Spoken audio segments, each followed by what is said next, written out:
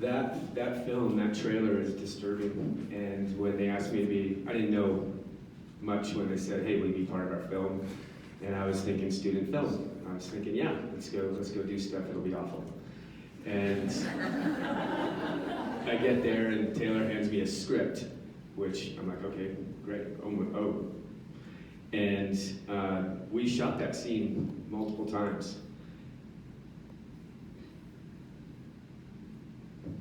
What it is, it's a testimony to how much they have to say and the quality in which they can say it if you give them a platform.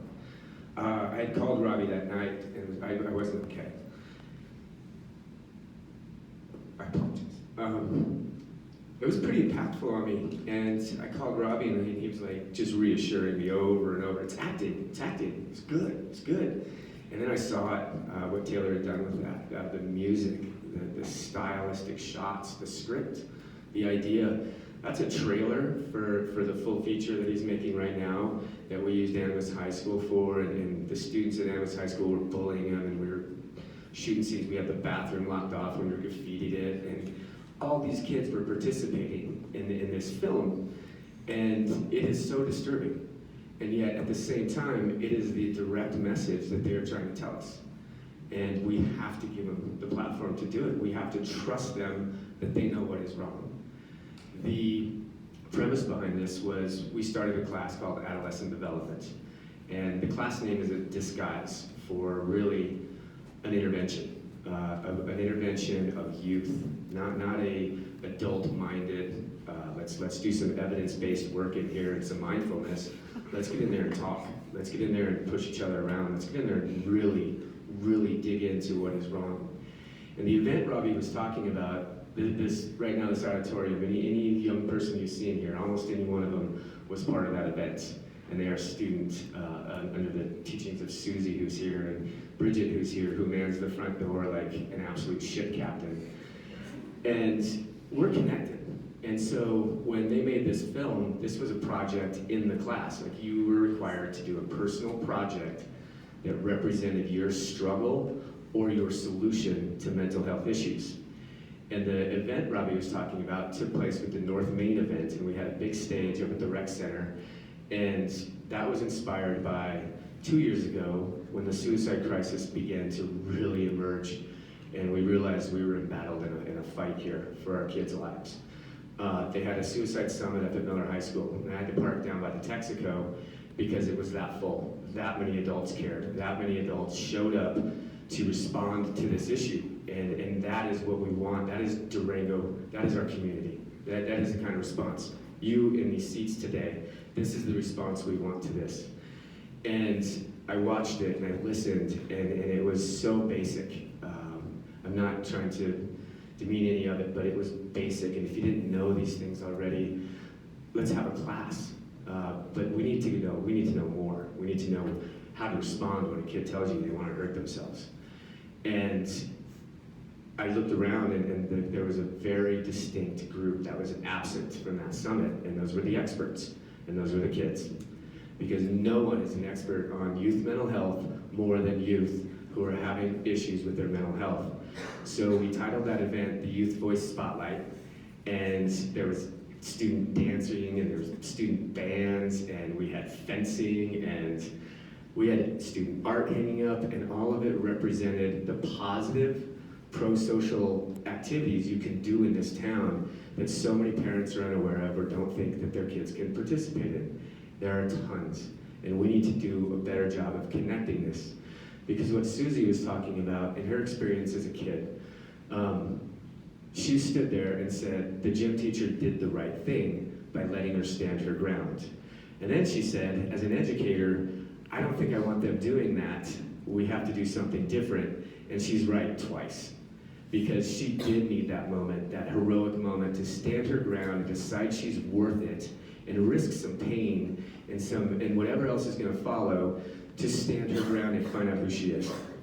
And we can't let these opportunities be created by bullies. We have to create these opportunities for students ourselves. We have to orchestrate this. And so part of the program I designed is about wilderness adventure. And so in the wilderness, you can create moments, rapids, you can create rappelling, you can create climbs, you can put two kids who don't like each other next to a tree and have them talk to each other and come back and introduce the other one in a circle. It works. So if we orchestrate the resiliency building events, we are controlling the game a little bit. And you know what? They respond. They respond. That was Robbie who got up here and talked. And when he tells you he lacked confidence a year ago, it's super hard to believe. One of the biggest lessons I had, I got hired as a teacher at Animas High School 2 years ago. I've never taught before. I've never taught a day in my life. I've been an outward bound instructor, wilderness therapist, things like that. And I didn't really know I didn't know what I was doing. I still don't know what I'm doing. All I do, my method is I go in there and I relate to kids. That's all I do. It's my only gig. And that's starting to show now, but it worked for a while. And one of the things I did was realized I'm a licensed school psychologist. And when 9R and BOCES split, the job I moved here for disappeared. And I wound up a job open at Animas, and I jumped at it. And what I was realizing within the first month of class was that I'm getting more direct service with students right now. I am learning more about students. I am with and I'm engaged with students more now than ever as a school psychologist. It's not, you can't even compare the two. And you can create a class culture. You can create that safe place where the kid who doesn't want to go to school and hasn't wanted to go to school because school sucks is starting to get into school. And then you have these really high academic achieving, well-resourced children who come from good homes and have this support. Some of their stuff starts to come up a little bit, and they also build a lot of empathy for the people that they didn't know the struggle of.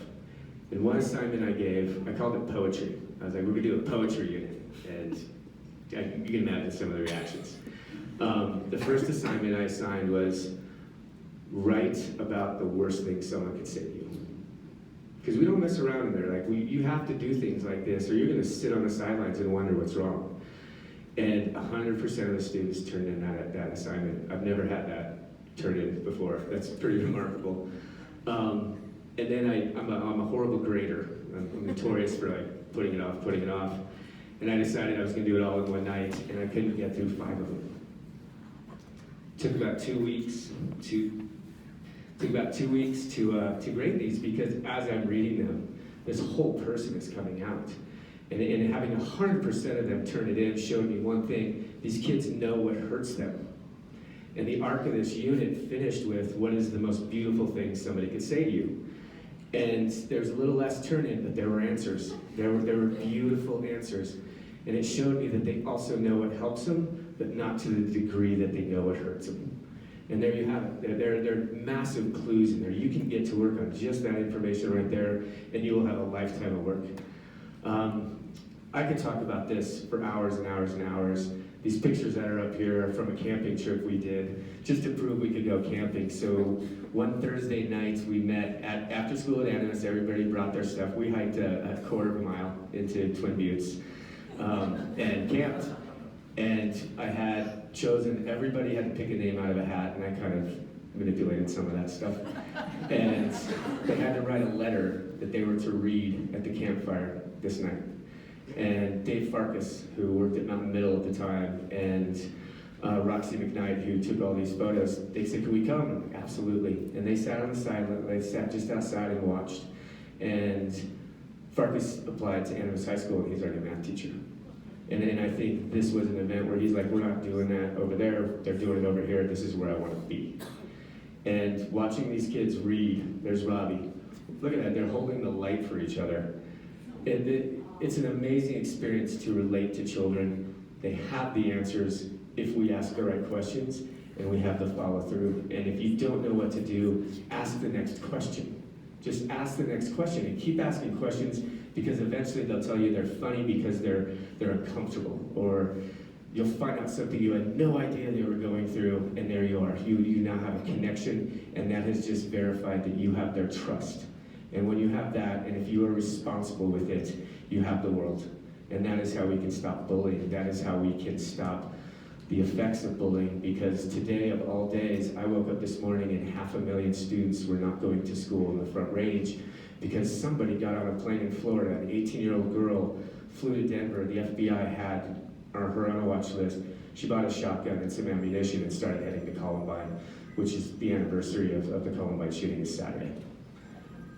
That is the world we're living in. This is the world we can create, right here. The students are here tonight, and that says a lot, because they could be somewhere else.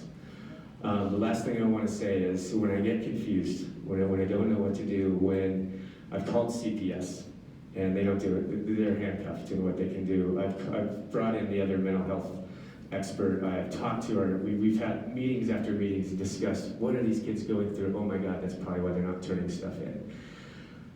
The one mantra that I found at the beginning of teaching last year, and that I want to give to you, to take with you when you don't know what to do, be what you needed most. Because all of us needed something. And I would like to leave you with that. Thank you very, very much.